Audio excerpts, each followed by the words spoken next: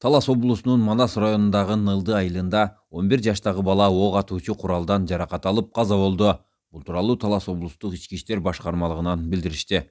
Билдирүүгө таянсак 28 июль күнү саат 11:00 чамасында Нылды айылынын 2011-жылы туулган БА аттуу тургуну ок атуучу куралдан жаракат алып каза болгондугу тууралуу Манас райондук ички иштер бөлүмүнө каттоо журналына катталган. Окуя болгон жерде тергөө тобу кароо жүргүзгөндө анын денесинен жаракат алган издери аныкталган. Текшерүү учурунда аны атып алган баланын аты жөнү такталды.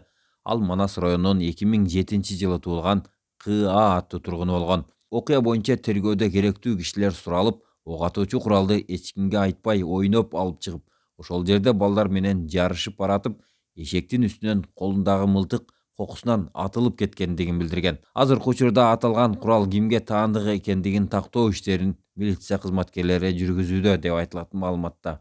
Манас райондук ички иштер бөлүмүнүн тергөө кызматы тарабынан кылмыштардын бирдиктүү реестрине катталып, кылмыш жаза кодексинин 122 беренесинин адам өлтүрүү 1-бөлүгү менен кылмыш иши козголуп, тийиштүү экспертизалар дайындалды.